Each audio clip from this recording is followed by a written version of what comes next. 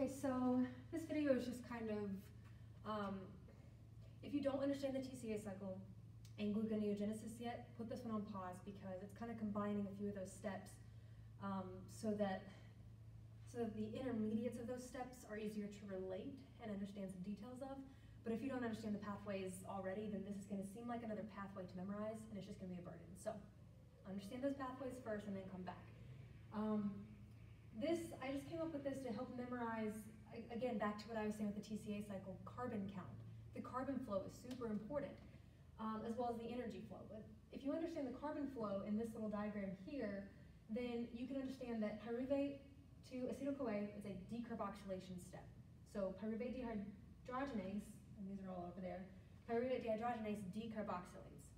That's if you are going towards the TCA cycle, typically in your fed state.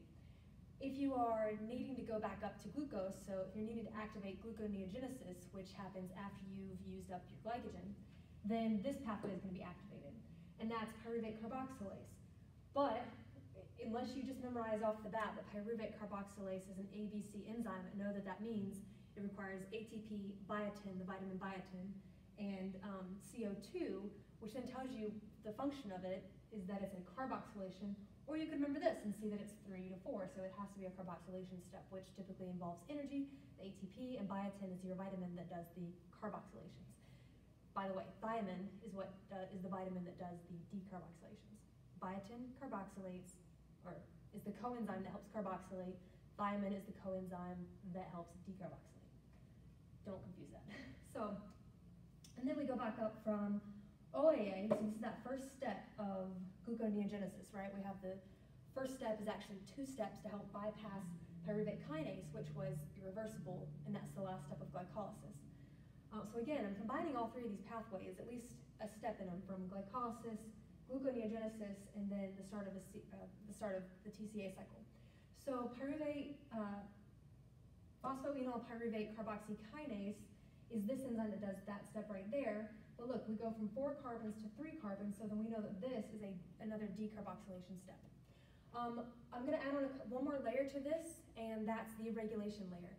Again, I always describe a test, or the questions that you can anticipate on a test, as you've always got those, depending on the teacher, the 5 to 10% of those questions are coming from the make it or break it questions, the ones that differentiate the A's and the B's. And so regulation questions often come up with that, and so refer back to one of the early videos about regulation with intracellular versus extracellular and the differences in those two. But it doesn't do you much good to just understand the concept of it, that's the start. You have to understand what specifically is regulated by what. So I'm going to draw that in pink. So if pyruvate carboxylase, well, let's put it this way. If we're forming acetyl-CoA, meaning that we're going to enter the TCA cycle, do we need pyruvate carboxylase active? The answer is no. So what it actually does,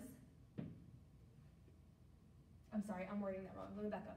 If acetyl-CoA is accumulating, that's the step I was missing. If acetyl-CoA is accumulating because the next steps are starting to slow down from regulation, so acetyl-CoA is building up, it means that this pathway doesn't need to happen anymore. So what acetyl-CoA does is it's building up, it actually goes over here and activates. So this means activates or stimulates pyruvate carboxylase to help start this pathway of, okay, we don't have enough substrates possibly to perform the TCA cycle, so we need to go back up and make more glucose. And so it activates pyruvate carboxylase to help start that step. Likewise, if acetyl-CoA is accumulating, do we need to continue to make acetyl-CoA? The answer is no. And so acetyl-CoA actually goes back and inhibits, that's an inhibitory block thing, and inhibits pyruvate dehydrogenase and pyruvate kinase. Okay, so just a couple of random regulatory things there. One point I do want to throw in here that's halfway related is what I've drawn over here. Pyruvate carboxylase is only a mitochondrial enzyme. PepCK, however, this enzyme here, so then this step here, can be done in the mitochondria or the cytoplasm. And the reason that it would be done in the mitochondria is if we're starting from lactate. So if we start from lactate and the body says, okay, we've burned through our glycogen, we need to start gluconeogenesis and get glucose from new sources. So if we're starting from lactate, lactate to pyruvate releases an NADH. So if we're already releasing an NADH there, we don't want to release another NADH when OAA in the mitochondria, OAA to malate, and then malate leaves the mitochondria to become OAA again, to then become PepCK, because that's another release of an NADH. Did you follow there? Malate to OAA.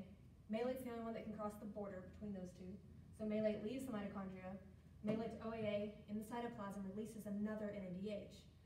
We don't want that. So the reason that PepCK can also happen, or can also work in the mitochondria, is to avoid that doubling up of NADH in the cytoplasm.